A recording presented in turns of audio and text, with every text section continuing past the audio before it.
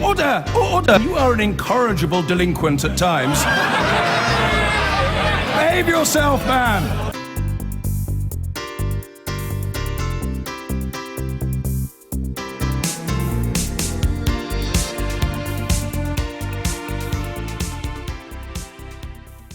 Google and Facebook have announced measures aimed at stopping the spread of fake news on the internet. Some opponents of Donald Trump argue that false or malicious stories, which were widely shared online, may have helped him win power. Our economics editor Kamal Ahmed's been hearing from the chief executive of Google, Sundar Pichai, first about the election of Donald Trump. I'm very glad. First of all, it's a vibrant democracy. I was used to a democratic process in India, and it's the same in the United States. It's important to remember we had a democratic process, and there's been an outcome. As you can see, the country is deeply divided. So I tend to look forward. I think we all need to figure out how to constructively engage both with the new administration and hear the voices of people. As Google, we care about certain values, be it freedom of expression, the notion of inclusion and fairness, building open systems, building a connected world. But it's also important to acknowledge that there are people through a process like this who feel left behind. And I'm glad the democratic process gives voices to everyone. So I think it's an important moment for us. But the conversation in America just appears to have become nastier. That must worry you, no? The rhetoric for sure, definitely bothered me, as did many people during the election. But I'm hopeful, there are a lot of founding principles of what makes the U.S. the country it is. And I hope post the campaign season, as we actually move back into a governing phase, I think people will come together, and we have a lot of important problems to work through. Important issues like how do you grow the economy? How do you deal with the impact of manufacturing losses in certain regions of the U.S., or how do you tackle problems like healthcare and climate change? So I think the issues will come back to the forefront, and I think we'll be able to make progress. How are you responding to the fact that when you search on Google for news that isn't true comes just as high up the search results as news that is true? That you're sort of adding to this notion of post-truth, post-fact world. At a high level, this is very important to us. At Google, we've always cared about bringing the most relevant and accurate results to users, and that's where almost all our work goes. And at the end of the day, when I look at it, it's important to remember we get billions of queries every day. There have been a couple of instances where it's been pointed out, and we clearly did not get it right. And so it's a learning moment for us, and we will definitely work to fix it. Just in the last 2 days, we announced that we will remove advertising from anything we identify as fake news. We are also trying to solve this in partnership with many publishers, especially in Europe, as part of the Digital News Initiative. So over the last year, we have looked at things like how do we fact-check articles, the notion of trusted sources in journalism, how do we promote those better. So there are a lot of initiatives we are undertaking, so hopefully all of that will help us do it even better. Some people have suggested that fake news actually affected the outcome of the presidential election. Do you agree with that? I think there's a lot of discussion about this in the context of social media, so I'm not fully sure. I think, look, it's important to remember this was a very close election. And so just for me, as looking at it scientifically, 1 in 100 voters voting from one way to the other swings the election either way. So when you talk about such narrow margins, obviously there are many, many contributing factors. And so, I think there's a robust debate because of that. But I'm not fully sure what caused this. Given those tight margins, fake news could have affected some people's vote and maybe enough people's vote to affect the outcome. Sure, I think fake news as a whole could be an issue. From our perspective, there should just be no situation in which fake news gets distributed. So we are all for doing better here. So I don't think we should debate it as much as, work hard to make sure we drive news towards more trusted sources, have more fact-checking, and make our algorithms work better, absolutely. That's the chief executive of Google, Sundar Pichai. BBC Trending has interviewed the man who set up the National Report, a fake news site which calls itself America's #1 independent news source. There are times when it feels like a drug. There are highs that you get from watching traffic spikes and, kind of getting in on conversations with people, kind of baiting them into the story and that sort of thing. So, I don't know, I just find it to be a lot of fun. And then, to be honest with you, beyond the headline and the first couple paragraphs of a story, people totally stop reading. So, as long as the first 2 or 3 paragraphs sound like legitimate news, then, you can do whatever you want at the end of the story and kind of make it ridiculous. Right when kind of the Ebola crisis was hitting the United States, we did kind of a series. It was kind of our modern-day take on War of the Worlds, where we had made up a town in Texas that was quarantined because its residents had Ebola. The small town of Purdon, Texas, has been quarantined after a family of 5 tested positive for the Ebola virus. Purdon is located 70 miles from the hospital that has cared for both American Ebola patients. We had fake journalists on the ground in town, and then a live tweet from the scene, and people sending in videos of this town, completely empty. And there was a gag order on the media, of course. So it was kind of the whole big thing, right? And that one, as far as traffic goes, was our biggest kind of series of stories. Anthony Adonato's been examining the effect of fake news. We had one example of a fake news story there. There's another one doing the rounds which says that Donald Trump won the popular vote in the US election. What are your favourite fake news stories? Well, there's a whole host of them, as we all know from at least here in America, from scrolling through our Facebook and Twitter feeds. But, for example, I'm looking right now at a website that appears to be the website of one of our major news networks here in the US, ABC News. But if you take a closer look at the link, it's actually not the link to the real ABC News. And as I scroll through, you see everything from Obama signs an executive order declaring investigation into election results, a revote, to a whole host of other things. And for most people at first glance, this appears to look real because there are also ads for real companies on the right-hand side. Could it be judged to be just a bit of fun? Well, I think what has happened during this election season, as we saw what we may have thought prior to the election as fun in terms of sharing gimmicky things online, has really had more of an impact than we've ever seen before. During this election season, because we have so many people online on social media getting their information, we saw a whole industry pop up, a whole industry of fake news websites which are trying to monetize their content. They have real advertisers on their websites, and they're trying to get those clicks through people sharing this information on social media and not thinking twice before they do that. How important is Facebook in all this? How many people rely on Facebook for their news? Oh, millions of people just in the U.S. rely on Facebook for their news, let alone other outlets such as Twitter and so on and so forth. People who got their election news on Facebook might have been looking at more fake stories than real ones. The majority of Americans, 62%, say they get their news from social media. According to Pew Research, 44% of all adults say they get news specifically from Facebook. According to a study from Pew Research, 62% of people get their news from social media, with Facebook being the top social media news source.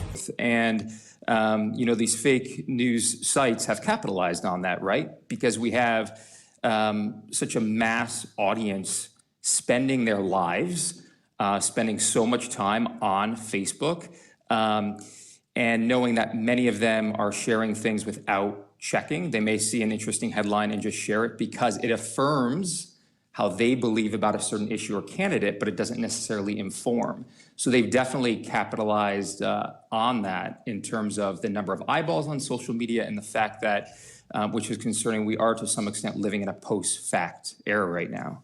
And sometimes journalists who are not trying to put out fake news end up putting out fake news because they've used the fake news sites. Certainly. So I've done research on this over the last couple of years. Listen, we know it's commonplace. It's no longer novel for journalists to rely on social media for sourcing, to gather information, to gather photos and things like that to enhance the reporting most of the time. But what's interesting is in one of my studies I did of local television stations across the United States is that while they're relying heavily on social media for their reporting, in terms of social media guidelines that I looked at, 40% of those guidelines did not include details or guidance in terms of verifying information from social media. And the other question I asked is if these news outlets had broadcasted information that they gathered from social media that later turned out to be false or inaccurate. And a third of news managers said yes. We have broadcasted information that we gathered from social media that later turned out to be false or inaccurate. So that is problematic. And what do you make of Facebook's initial response to these suggestions that perhaps the preponderance of fake news might have helped swing the election? Because essentially the company said, look, move along, there's nothing to see here. Most of the stuff, almost all the stuff that we do is real. Mm-hmm. Well, listen, we all know the margins were pretty close in this election, and there's a lot of different elements that came into play. But I think we wouldn't be doing justice to this discussion if we didn't say that certainly this could have played a role. There was so much of it going around, and people were not relying on news outlets that were actually reporting factual information. Instead, they were relying very heavily on these one-sided, and it just wasn't on one side, it was on both sides, but on these one-sided fake news outlets to shape their opinion. And this raises the question of, in a democratic society, if all of us are to make informed decisions about issues, important issues, what role do facts play? And I think that is part of another discussion that actually needs to start in our elementary schools. This generation of young students, they're digital natives. They're born with these things in their hands. They're born with social media. And in terms of media literacy, that is really critical right now. Anthony Adonato, thank you. Shira Frankel reports for BuzzFeed. She's been hearing from employees at Facebook who are concerned about how the company has dealt with fake news. Well, I think it was exactly that response by Facebook CEO Mark Zuckerberg that angered so many Facebook employees. At a tech conference last week, Facebook CEO Mark Zuckerberg dismissed the issue. I think the idea that fake news on Facebook influenced the election in any way, I think, is a pretty crazy idea. You tweeted out that whites killed by blacks, these were statistics you picked up from somewhere, at a rate of 81%. And that's totally wrong. Whites killed by blacks is 15%. Hey, Bill, am I going to check every statistic? I get millions and millions of people. You got it. You're a presidential contender. You got to check it. I have millions of people. You know what? Fine. But this came out of radio shows and everything else. Over 2 weeks, 38% of news on some Republican-leaning Facebook pages was partly or completely false, compared to 19% of news shared on some Democrat-leaning Facebook pages. There's no ties to ISIS for this man, no law enforcement official, and that this video that you linked to appears to be a hoax. What do I know about it? All I know is what's on the internet. They said that their reaction to it, which was to form a task force to try and question what Facebook should be doing about fake news, came after Zuckerberg went onto a live program and said that it was and I think the direct quote was that it was a crazy idea that Facebook had influenced the elections and that fake news had tricked people into believing one thing or another. Those employees said that they believe in what Facebook's message is, they believe in the platform, and they think that the company just hasn't been taking the problem seriously enough. What's the company doing now? So there's a way to flag fake news. If you're on Facebook and looking at an item and you believe it's fake or misleading, there's a little arrow where you can tag it and report it as a problem, just the same way that you would tag nudity or perhaps violence that you saw on the platform. So Facebook has had that feature for well over a year. What these employees are saying is that they don't take those reports as seriously as they do violence and nudity. So whereas, for instance, a breastfeeding photo that was published, I think, by a British women's group to sort of raise awareness about breastfeeding was taken down off the platform within just hours of being uploaded. Fake news often takes weeks, if not longer, to be removed from the platform. So these employees are saying there's a way to report it, but the company's not doing it promptly enough. Are we likely to see then a change in attitude at Facebook towards fake news? Well, we know that a lot of the Facebook executives, people who work around Mark Zuckerberg, have his ear, and they're saying that this is a bigger problem that he needs to take seriously. But it's a large issue, and they've sort of let it go untended for so long that to confront it now will be a massive undertaking. I think because of Mark Zuckerberg's control of the company, the decision ultimately lies with him. And so we'll see in the days and weeks ahead whether he changes his position and perhaps decides to take the issue more seriously. And the idea is to choke off the money from these sites, to restrict advertising. Very much so. A BuzzFeed News investigation earlier this year found that a lot of these sites are being created by teenagers in Macedonia who see it as a massive way to make money, because every time you click on an article, you're giving ad revenue to that site. So it's become a for-profit sort of thing to see how outrageous an article you can get people to click on.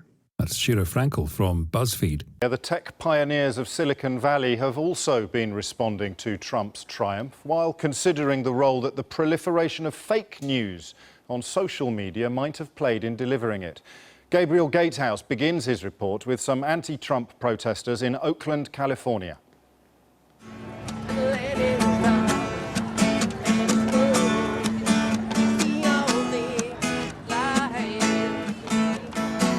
They're still counting the votes here in California. By the time they're done, Hillary Clinton will likely end up with a commanding lead in the popular vote nationwide. We reject the president-elect. We reject the president-elect. It won't make any difference. Donald Trump is this country's next president. And here in liberal Oakland, many can barely put their feelings into words. Right on. It's been really difficult. I felt very angry. What have you learned about America from this election? That there are many lives that are not valued.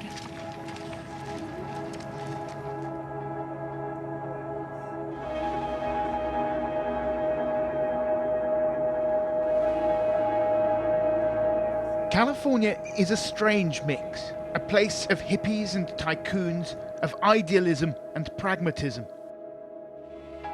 A place where counterculture becomes the mainstream and then takes over the world.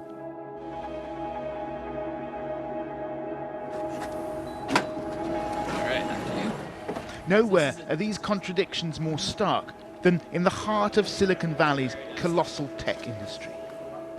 Facebook, the company that began in a student bedroom, is now so powerful that some people are saying it influenced the outcome of the presidential election.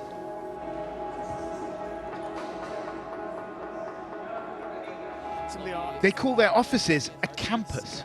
To work at Facebook is to be part of something bigger than just a social networking site. If you were to encapsulate the Facebook ethos, what is it? Well, our mission is to make the world more open and connected. Right. Open and connected is the Facebook credo.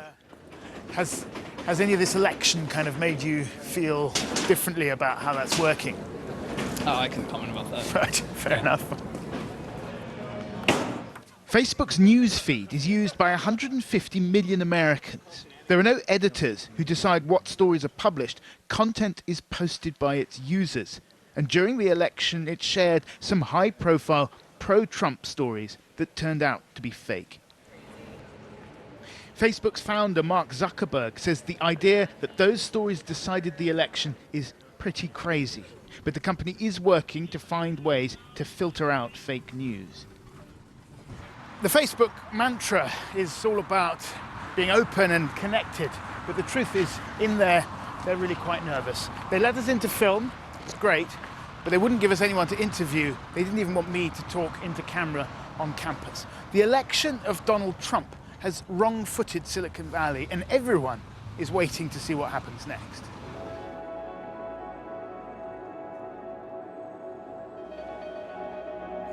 I think there's a lot of reasons why Trump won, but I think that is one of them. I think fake news on Facebook is a real issue, and it's one of the things that has helped further divide our country through the filter bubbles that we have. The filter bubble is very much on people's minds, not just at Facebook, but among the smaller tech entrepreneurs too. It's an algorithm that decides what stories you see based on what it thinks you'll like. The more you like stuff, the more money a company like Facebook makes through advertising. But what about the utopian ideal of using tech to make people more open and connected? It is being both connected and disconnected. It is enabling us to connect even more deeply with people who think like us, and it's also disconnecting us from opposing points of views and values. Unfortunately, this is one giant step towards more of a dystopian future. I don't think that's the end of the game. That innovation and I think history is a drunken walk. But I think it says that technology and these social platforms are really, really powerful, and we really need to think about what their effects are, both for good and for bad.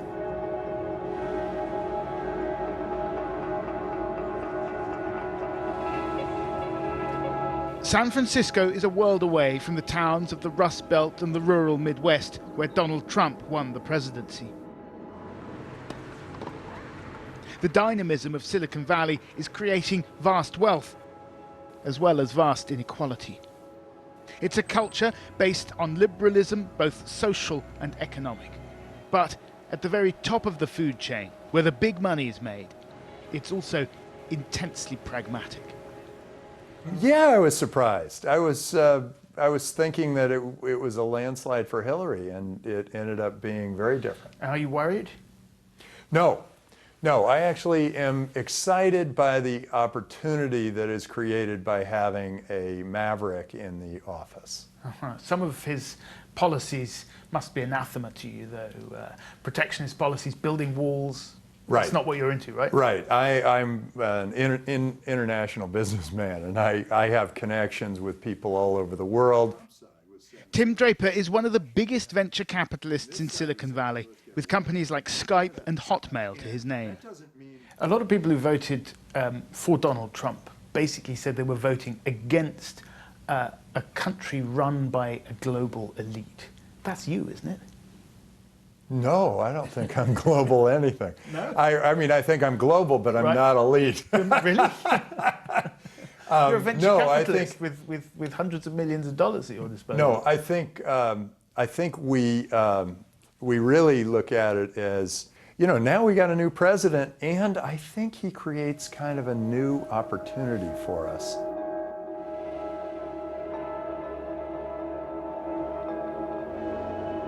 Silicon Valley is recalibrating. Its tech entrepreneurs expanded the horizons of human interaction, but it turned out they had little idea of what people were really thinking on the other side of their smartphone screens across America. Well, joining me now from Portland, Oregon, is Micah White, a founder of the Occupy Wall Street movement, and in the studio, Lord Skidelsky, the economic historian and biographer, of course, of John Maynard Keynes, and Guardian columnist Hadley Freeman. Micah, I'll begin with you, if I may. Occupy Wall Street perhaps came a little bit too soon. Is this the moment for street protests to change the face of politics? Well, actually, I think that what we're seeing is that street protest is broken. I think that the realization that we're having is that we've been spending years, Black Lives Matter, 3 years, and we've been, since Occupy Wall Street's 5 years, of doing these street protests that we're now seeing don't work. I think that we need to start developing a way of using street protests in order to actually gain sovereignty rather than just creating disruptions. I think that's the real realization. So, in a way then, perhaps Donald Trump stole some of your shtick. He kind of managed to harness that populist feeling, but there was a proper political destination at the end of it. I think that's right. I think that Occupy Wall Street basically represented this nascent possibility for the left and the right to work together. And you saw a lot of right-wing people in Occupy. But when the progressive elite basically smashed our movement, the left wing went towards more street protests like Black Lives Matter, and the right wing went towards a populist maverick candidate. And in the end, the electoral strategy was correct. These street protests haven't gotten us any closer to having power, whereas backing a electoral strategy actually works. So now I think that the left has to figure out how to use social movements to win elections. That's the real challenge that we're at right now. How do we sweep elections in 2 years? An American Podemos then, or Syriza perhaps? Absolutely, or five-star movement. Basically, the idea is using the techniques of social movement creation, using the techniques of decentralized decision-making to figure out how do we build an actual people's movement that can win elections in this country. That is the absolute greatest task that we need right now, and I think that Donald Trump represents a kind of revolutionary wake-up call to all the people in the streets for them to basically, you know, let's innovate, guys. Okay. We got to do more than just street protests. Micah, thank you. Hadley Freeman, you lost, get over it, is one of the slogans being chanted. Admittedly, some of the people chanting it are waving Confederate flags that refer back to a war they lost in 1865. But the message is, well, it's got momentum, hasn't it? It's certainly got momentum, but the idea that people should just get over that underestimates what this election is. This is not a normal election. This is the election of a president who's endorsed by the KKK, who's announced as his chief strategist, the head of Breitbart News. Now, I've already seen in one of the British newspapers tomorrow a columnist describing Breitbart News as merely a media outlet that fights against Islamic violence and terrorism. Yes. And that's the only reason it's called racist. That's not the reason it's called racist. It's because it has articles saying that immigrants bring disease to America. It's because it's an anti-Semitic publication. This should not be treated as a normal election. People should be angry and protesting. It's a very normal election in the sense that it delivered a clear victor.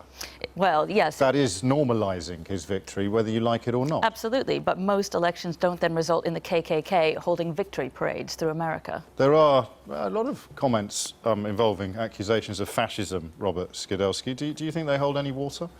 I don't think they do. I don't think this is a fascist takeover or even the beginning of one. I think the circumstances are very, very different, and America is very, very different.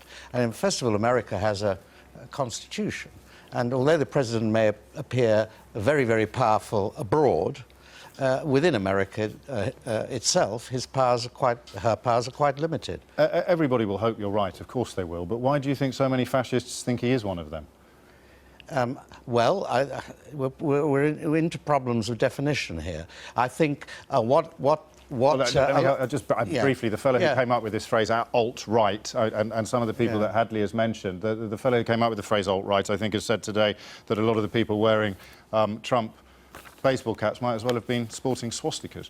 Yeah, but they didn't have a chance to support swastikas, and that's why they don't support them. I mean, you have to judge everything by the circumstances, the country in which these... There is a common movement. There's a common disenchantment with what are called the liberal elites, and that takes different forms. Do I know what that means? Well, one definition was the financial elite and Wall Street, but there's also maybe liberal cultural attitudes, and there's also the feeling that the liberals have let down people, that they've left a lot of the country behind. They've treated them with contempt. They haven't taken any real...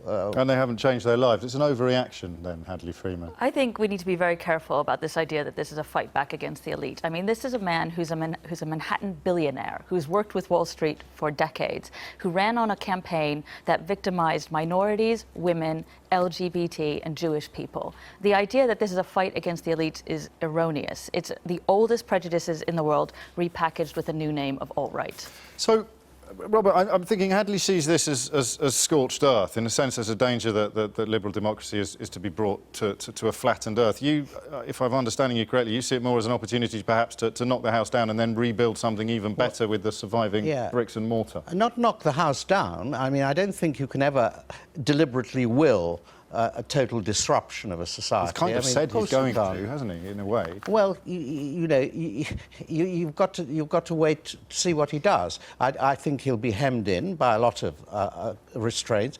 He hasn't got behind him the kind of militarized political party that these fascist groups have, and that's why it's quite dangerous to use the word fascist about them. Fascism was in a particular history.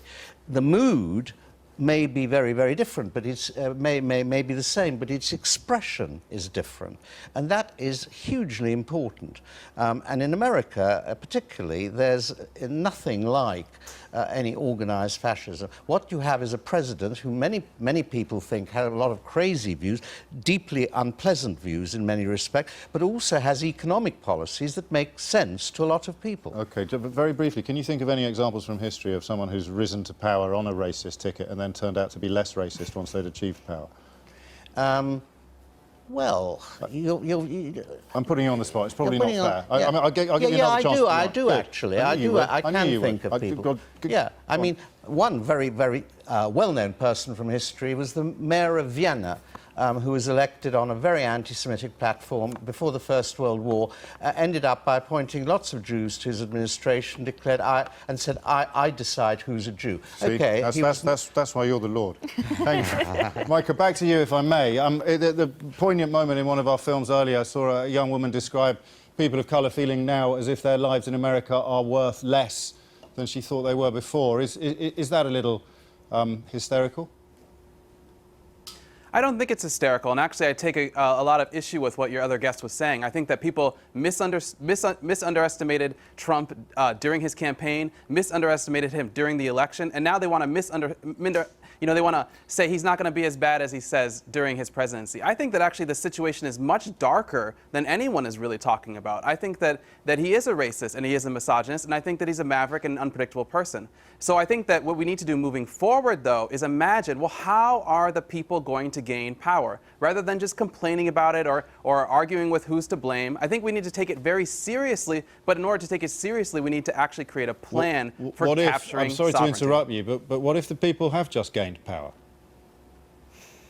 I don't know. The difference here is that what we have put into power is an authoritarian leader who believes that his will is the correct will. What we learned during Occupy Wall Street and what we're learning with Podemos and the 5-Star Movement is that we want to create a political party that gives power actually to the people so that they can make decisions as a group. If Donald Trump was talking about holding nationwide town hall meetings or community gatherings to decide what should we do moving forward, I'd be all about it. I mean, I love anti-establishment. I think he's absolutely right about so much stuff. But where he's wrong is how power will function in America. It's a regression to give power to an authoritarian in America. Very briefly, is there anything he could do quite quickly that would reassure you?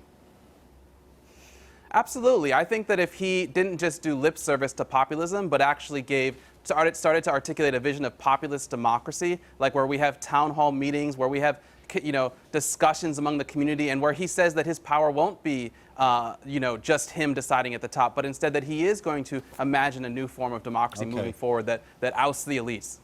Micah, thank you. Hadley, are you reassured by that? Is there anything that would reassure you further? What would reassure me further is if he wasn't having Steve Bannon working for him as his chief strategist. I mean, for his first move to be hire the guy from Breitbart News. I mean, that's just a kick in the face to all of Trump's apologists who say he'll be a different president than he was a candidate. He has proved he's going to be exactly the president that he was as a candidate. Mika White, Hadley Freeman, Lord Skidelsky, many thanks indeed for your time. Right. So Aisha Hazarika and Tom Newton-Dunn are here, and it is to fake news stories that you want to start. Yeah, this is a really interesting story because I think it's, it opens up a big can of worms about social media. So Facebook has vowed to crack down on fake news stories. There was a news story circulating, well, there were lots of news stories circulating around the time of the American election, one particularly saying that the Pope backed Donald Trump. Now, this turned out to be absolutely nonsensical, but a lot of people probably believed it. And the question now is not so much, well, first of all, what is Facebook going to do? Because the action that they're taking is a bit foggy, to be honest. But there is a bigger question about what social media does about news stories now. Because Facebook is not just used now for, here's a picture of my cat on roller skates. People now read their news, they consume their news. Actually, they often read newspaper articles on Facebook rather than buying the newspaper. And actually, these sites have now got a responsibility to uphold the standards that other bits of the media have to uphold. And Facebook is incredibly powerful in terms of how many people it reaches. So even though it says like 99% of our content is okay, even 1% is reaching millions of people, and who knows if that may well have impacted on the election. Maybe in the 1% that flipped 100,000 voters over to Trump in certain key states, and that's what it is. Who knows?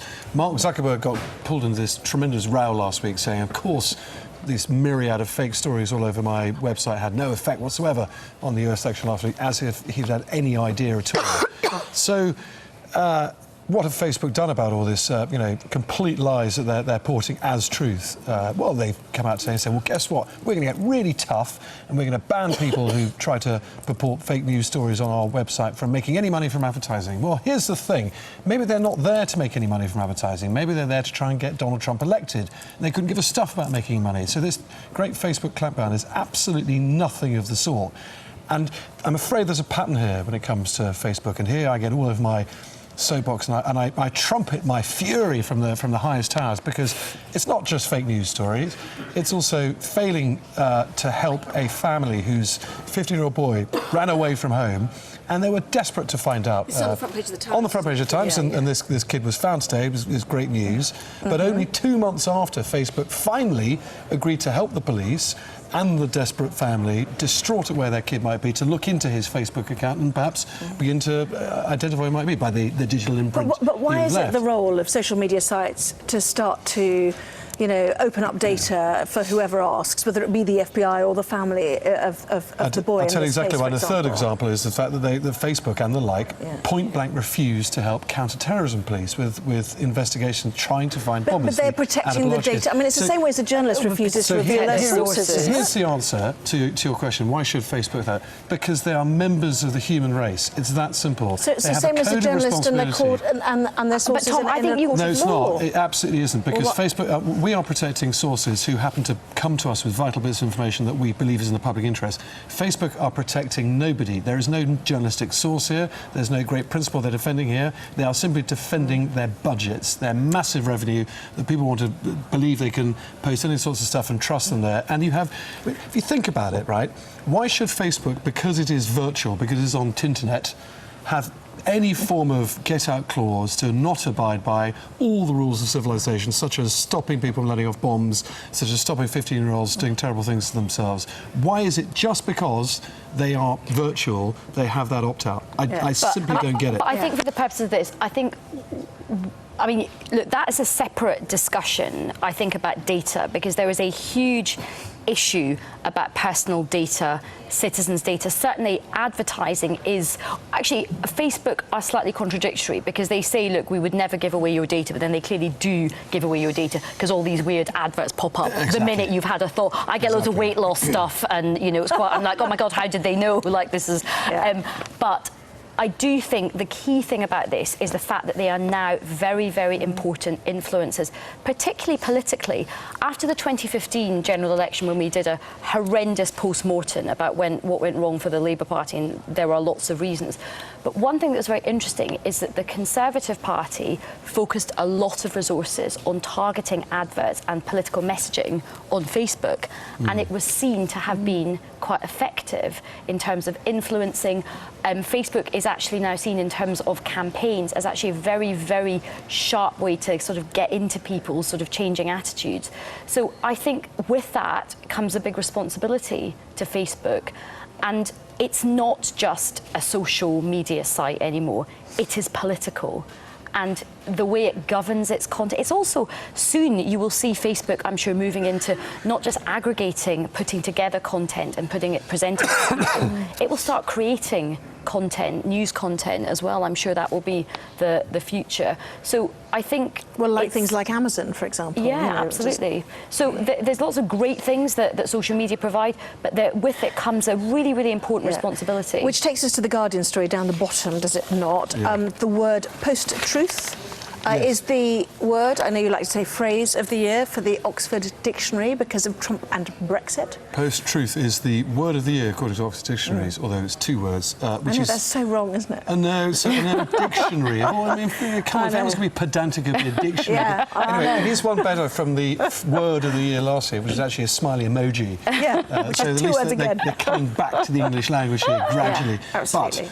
But post-truth is the word of the year. Does post-truth mean a lie or not? Or does it just mean that truth is no longer the foundation of roughly our that. political The precise thought? definition is, according to them, relating to or denoting circumstances in which objective facts are less influential in shaping public opinion than appeals to emotion and personal belief. So in other words, Donald Trump gets up and says, I'm going to be the Queen of Sheba because that makes people feel better. Well, they probably wouldn't actually. But what he says is, I'm going to build a wall. And no one really believes he's going to build 1,000 miles worth of giant concrete wall, but it makes them feel better about themselves. Or, you know, the Leave campaign, for example, accused of saying £350 million is going to come back from above. Yeah. And no one really believed that was ever going to happen in its fullest contents. But so this is the sort of post-truth arguments. And dare I say, people probably thought the same about Osborne's Project Fear as well, of this, you know, how the Armageddon would come to pass. But the point is, it is a world in which you're allowed to really say whatever you want, because that's okay, because it makes people feel empathised with, cared for, whatever. And they, the recipients of what it is you're saying, be they voters or anyone else, don't care either. And I think that's the important thing. I think we are living in an age where there is such mistrust of politics and the media as well. There's a big backlash against all of that. We live in a world where emotions and feelings are more important than fact. Like, the idea of fact-checking something, people are like, who cares? I don't care about the fact-check. This is how I feel. I believe this. This feels right to me. And so we're living in an age where actually the stock people put in truth is just lower now, be it journalism, be it politics. And I think that is quite a dangerous place to be in. So if that is the case, does it matter what Brexit actually looks like when we get it, if people just voted for the feeling and the sensation of having control and stuff? You know, we've got multiple stories. Here's the Times again, like day 2, chaos and confusion over plans for Brexit. This is the Institute for Government saying Theresa May's secretive approach was hampering preparations. They've heard that Brexit poses an existential threat to operations in some Whitehall departments and so on. Does all of this kind of matter? Is it just like, let's just get to the end of the line? Really? I think people will read what they want to. There's so much conjecture about Brexit on both sides. If you're Remainer, it's like, you know, this is going to, the country's just going to like fall off the planet. If you're a Brexiteer, you know, it's all going to be brilliant. There's this like sunny uplands. So I think everybody just sees in it what they want to see. We're going to continue with this sort of post-truth feeling. But the one thing I'll say that I think is very, very dangerous about Brexit, and I agree that both sides were at fault in terms of how they campaigned, absolutely. I think Leave won because they doubled down like more convincingly on the emotions argument rather than the Leave camp. The Remain campaign was like, hey, here's a dossier and like the threat of a budget. That's not that emotive. Whereas I think the Leave campaign tapped in. But what all of this will do, if Brexit doesn't deliver what people thought it was going to deliver, is going to feed and fuel that huge contempt for politics. And ditto Trump with all the massive promises he's made. But I mean, but just to go back to the original point, away from Brexit, although this is a wonderful story, we will get to the final are we coming to that one next? I've obviously got a bit early, but yeah, do carry on. The point about a post-truth world is really, it is born of a world where there is no single point of moderation any longer. There is no... Back in the good old days, there were 3 TV channels. There was BBC, ITV, and well, the second BBC. And you were told what the news was, you were told what mattered, and it became a very prescriptive form. Now, there's an explosion of everything, and you don't have to watch Sky News or the BBC or ITV or anything else. You can go on Facebook, Twitter, and you can find whatever it was you want to see or watch that makes you feel better about the world. So this story, and speaking of feeling better about the world and ridiculous post-truth stories, there's this hilarious story doing the rounds that somehow Donald Trump was actually born in Pakistan. There was a picture found of a young, very, very blonde boy, and they were like, that must be Donald Trump. Yeah. So in the same way that Barack Obama was sort of, give us your birth certificate to prove. Which he kept banging on about. Yeah, exactly, the tables exactly. are turning a tad here on Donald Trump. Prove you're not wonderfully. This is probably one of those fake stories that's ended up in a newspaper. Yeah, but he's now been challenged, apparently, somehow, to prove that he wasn't actually born Dawood Ibrahim Khan in the Lawrence Waziristan province in 1946, which may be difficult for him to do, has to be said. In the meantime, would you fancy a Trump tattoo? No. We trust. In Trump we trust. It's lovely. It's terrifying. Well, kind of lovely anyway.